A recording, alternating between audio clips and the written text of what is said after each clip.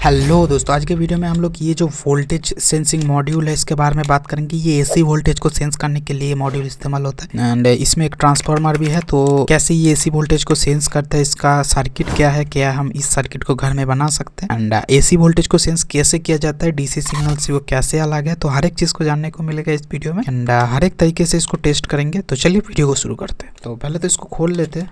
तो यहाँ पर ये जो मॉड्यूल आप देख सकते हो, बहुत ही बढ़िया सा मॉड्यूल है दोस्तों। ये मॉड्यूल का सर्किट हम लोग एनालिसिस करेंगे, उसके पहले थोड़ा सा ओवरव्यू ले लेते हैं ये मॉड्यूल के बारे में। ये एसी सिग्नल को मेजर करता है। एसी सिग्नल को मेजर करना थोड़ा सा कॉम्प्लिकेटेड है दोस्तों, क्योंकि इसमें एक तो हाई वोल्टेज होता है एंड नॉर्मल जो डिवाइडर है उसके थ्रू हम लोग मेजर नहीं कर सकते, क्योंकि एसी सिग्नल का जो दो वायर है उसमें एक ही साथ पॉजिटिव एंड नेगेटिव दोनों ही आ सकता है। तो इसको तो हम लोग आगे डिस्कस करेंगे, मगर एसी सिग्नल को मेजर करने के लिए एक डेडिकेटेड सर्किट चाहिए होगा, जो कि ये है। एंड इसका अगर हम लोग ओवरव्यू लेते हैं तो अब यहाँ पर देख सकते हो टर्मिनल है जो कि एसी सिग्नल के लिए है। ये एक रिले के जैसा दिख रहा है, मगर ये रिले नहीं है, एक नॉर्मल रिले से ये थोड़ा सा बड़ा है। आप देख सकते, इसका दो साइड आइसोलेटेड है, तो यहाँ पर आपको हाई वोल्टेज नहीं मिलेगा, क्योंकि ये एक ट्रांसफार्मर है। ट्रांसफार्मर होने के कारण इसका जो अंदर दो कॉइल है वो आइसोलेटेड है, तो हाई वोल्टेज तो लेता है, मगर ये दो कॉइल आइसोलेटेड होने के कारण इधर हाई वोल्टेज नहीं आता। ये जो है बहुत ही छोटा सा ट्रांसफार्मर है, 2 मिली एम्पेयर प्रोवाइड करता है। 2 मिली एम्पेयर इस टू 2 मिली एम्पेयर ये देता है। बहुत ही छोटा सा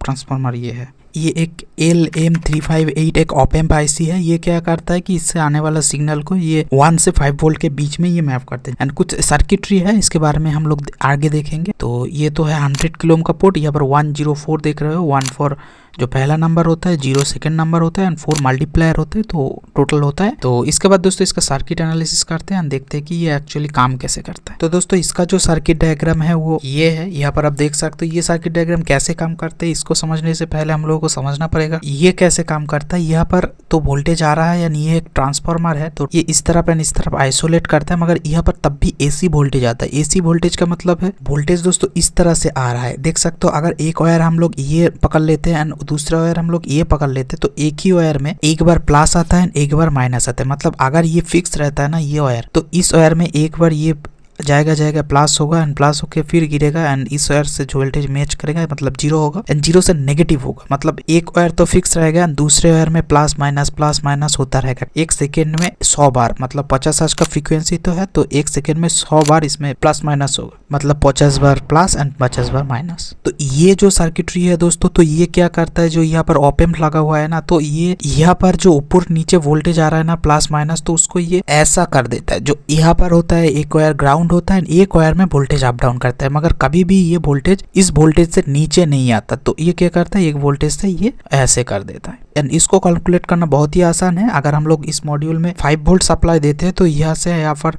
जो वोल्टेज डिस्टेंस होगा वो 5 वोल्ट होगा एंड यहाँ से एक वर्चुअल लाइन होगा, उससे कैलकुलेट करेगा। वो कैसे कैलकुलेट करेगा वो लाइब्रेरी जानता है, जो MCU का लाइब्रेरी होता है। एंड इसके बाद देखते हैं ये सर्किट काम कैसे करता है। तो पहले यहाँ पर तो इनपुट होता है दोस्तों, ये जो देख रहे हो ये सेम है, ये वाला इसमें सिंबल है, ये एक ट्रांसफार्मर का सिंबल है, ये भी ट्रांसफार्मर है।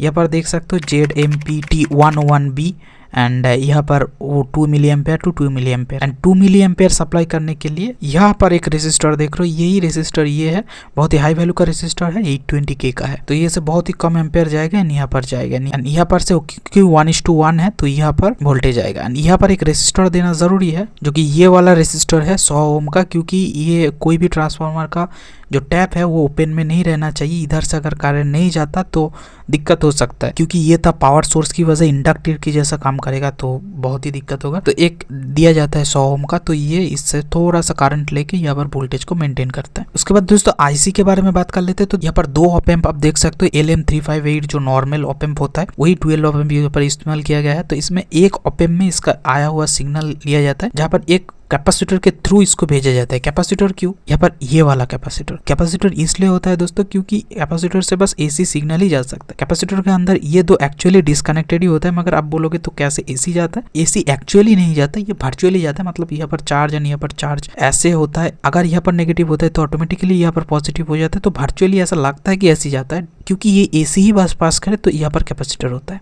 एंड इसका और एक टैप यहाँ पर ग्राउंड किया हुआ होता है एंड उस टैप तो यहाँ पर पॉजिटिव में जाता है एंड कैपेसिटर की मदद से यहाँ पर जाता है। इसका जो आउटपुट है तो थोड़ा सा एम्पलीफाई हो गया, मैं दोस्तों यहाँ पर एक गलती कर दी, यहाँ पर 10K का रेसिस्टर था, तो ये 10K का रेसिस्टर एंड ये 10K का रेसिस्टर VCC एंड ग्राउंड के बीच में एक डिवाइडर क्रिएट कर रहा है, जिसमें ये पॉइंट आ रहा है एंड यही प्लस में जा रहा है। तो ये डिवाइडर क्या कर रहा है दोस्तों, ये जो लाइन है इसको शिफ्ट करके इसका ऊपर इसका मिडिल वाला लाइन में लेके आ गया। इसका क्या होगा कि अब वोल्टेज अगर 5 वोल्ट है तो 2.5 से कैलकुलेट होगा एंड ये ग्राउंड होगा। तो ये 10K एंड ये 10K से ये वोल्टेज को थोड़ा सा ऊपर शिफ्ट कर देता है एंड इसके बाद ये थोड़ा सा 1:1 में एम्पलीफाई होके यहाँ पर जाता है। जैसे यहाँ पर नेगेटिव में कैपेसिटर के थ्रू वोल्टेज आया था, वैसे ही दोस्तों इसका नेगेटिव में भी एक कैपेसिटर के थ्रू वोल्टेज जाएगा, मगर यहाँ पर एक पॉट है जो कि ये वाला पॉट है, इसके लिए रखा गया है क्योंकि अगर वोल्टेज यहाँ पर ज़्यादा कम हो तो इसको एडजस्ट करने के लिए ये वाला पॉट है। तो सेम जाएगा, यहाँ पर भी सेम डिवाइडर है क्योंकि 2.5 में इसको लेने के लिए एंड सेम इस पे इसका जो आउटपुट है ये MCU में चला जाएगा। तो बहुत ही सिंपल सा डिज़ाइन है, मगर थोड़ा सा समझना पड़ेगा कि ये डिवाइडर की मदद से ये बस इसका जो वेव फॉर्म है इसको ऊपर लेके चला जाता है। यही था दोस्तों इसका सर्किट डायग्राम। आई होप दोस्तों इसको आप समझ चुके होंगे। तो इसके बाद दोस्तों इसका लाइव टेस्टिंग के बारे में बात करते हैं, इसको एक्चुअली वोल्टेज कनेक्ट करके देखते हैं कि ये कैसे काम करता है। तो इसका टेस्टिंग के लिए पहले तो दोस्तों एक AC केबल चाहिए होगा। ख्याल रखना ये शॉर्ट सर्किट ना हो, ये लाइन के साथ काम किया जा रहा है क्योंकि ये आइसोलेटेड है, तो यहाँ पर टच करने से तो करंट नहीं लगेगा, मगर ख्याल रखना ये लूज कनेक्शन ना हो। दोस्तों इसका टेस्ट करने के लिए आर्डिनो नैनो एंड OLED ले लिया एंड इसका जो A0 पिन है इसमें ही इसका जो आउटपुट पिन है वही कनेक्ट होगा। 2 ग्राउंड है सेम है एंड एक VCC एंड आउटपुट A0 में कनेक्ट होगा एंड क्योंकि 5 वोल्ट में मैं कनेक्ट करूँगी। 5 वोल्ट एंड 3.3 वोल्ट बोथ में ही काम कर सकता है, बोला जाता है ऐसे। मैं 3.3 वोल्ट में इसको काम में नहीं लिया। इसका जो लाइब्रेरी है ये नाम में ही है ZMPT101B। तो बस एक ही फंक्शन इसमें से यूज करूंगा, गेट RMS वोल्टेज करके। तो उससे पहले दोस्तों थोड़ा सा बता देते तो RMS वोल्टेज क्या होता है। तो ये जो साइन वेव देख रहे हो ना, जो नॉर्मल वोल्टेज ऐसी होता है, तो ये पीक एंड इसका जो मिडिल डिस्टेंस होता है वो नॉर्मल वोल्टेज होता है। ओके, एंड अगर हम लोग RMS वोल्टेज लेते हैं तो ये से एक लाइन जाएगा मिडिल से, तो इसका बोलते हैं RMS वोल्टेज। तो इससे क्या होता है, वोल्टेज थोड़ा सा एक्यूरेट होता है। तो क्या होगा कि ये थोड़ा सा ऊपर या नीचे है फ्लैट कर देता है। RMS वोल्टेज कैलकुलेट करना थोड़ा सा डिस्टर्ब होता है, इसीलिए जो नॉर्मल मल्टीमीटर है वो RMS वोल्टेज कैलकुलेट नहीं कर सकता। तो जो स्मार्ट मल्टीमीटर है दोस्तों वही RMS वोल्टेज को कैलकुलेट करता है। क्योंकि ये MCU बेस है तो ये RMS वोल्टेज को कैलकुलेट कर सकता है। इसके बाद दोस्तों इसका कनेक्शन कर लेते हैं। मिडिल वाला पिन A0 में positive and negative and power का पिन दोस्तों।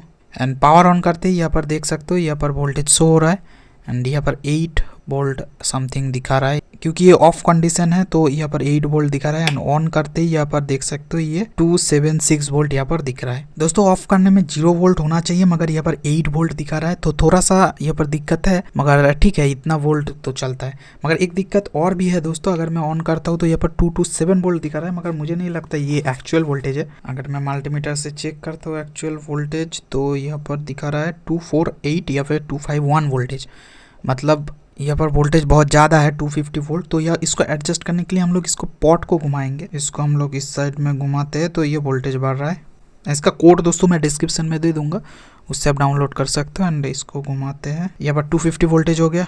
ओके, तो अभी भी अगर मैं ऑफ करता हूँ तो ये 8 वोल्ट दिखा रहा है, मतलब यहाँ पर तो कुछ तो दिक्कत है, मगर ठीक है। एंड अगर मैं यहाँ पर हाथ देता हूँ तो यहाँ पर देख सकते हो यहाँ पर कोई भी शॉक नहीं लगता। यहाँ पर टच करके नहीं दिखाऊंगा क्योंकि शॉर्ट लग जाएगा।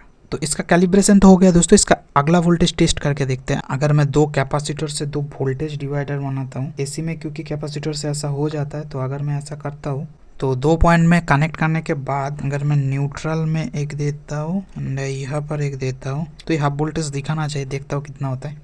पावर को करता हूँ ऑन तो ये 122 दिखा रहा है एंड एक्चुअल चेक करते वोल्टेज कितना हुआ। यस 125 दोस्तों, बहुत ही अच्छा, बहुत ही बढ़िया। वो 1-2 वोल्टेज का डिफरेंस है। इसका जो एक्यूरेसी है दोस्तों ये बहुत ही कम है, मतलब 10-20% कम हो सकता है, मगर यहाँ पर 1-2 वोल्ट का ही डिफरेंस दिख रहा है। एंड इसके मदद से हम लोग पावर फैक्टर को कैलकुलेट करने का कोशिश करेंगे अगले आने वाले कुछ वीडियो में। तो बहुत ही इंटरेस्टिंग चीज़ है ये, इसके मदद से हम लोग बहुत कुछ करने वाले हैं। चैनल को सब्सक्राइब कर लीजिएगा दोस्तों आगे आने वाले वीडियो देखने के लिए। दोस्तों एक बात बता दूं, मैं जब ये इसको टेस्ट कर रहा था तो ये ऑटोमेटिक यहाँ पर 120 वोल्ट दे रहा था, मगर मैं अभी जब टेस्ट कर रहा हूँ तो ये 7 वोल्ट दे रहा है। अगर आपका भी ऐसा दिक्कत आता है कि ये ऑन ना भी हो तब भी ये 127 वोल्ट दे रहा था, मतलब 120 वोल्ट के आसपास, तो आप कमेंट करके ज़रूर बताना, क्योंकि मुझे ये प्रॉब्लम आ रहा था एंड ऑटोमेटिक इसे फिक्स हो गया। तो यही था आज का वीडियो दोस्तों। आपका वीडियो कैसा लगा आप कमेंट में बताइए ना। आगे आने वाले वीडियो देखने के लिए मेरे चैनल को सब्सक्राइब कीजिए, लाइक ज़रूर करना दोस्तों अगर ये वीडियो पसंद आए। एंड पावर फैक्टर के बारे में भी आगे आने वाले वीडियो में हम लोग डिस्कस करेंगे। तो मिलते हैं दोस्तों नेक्स्ट वीडियो में, तब तक के लिए जय हिंद।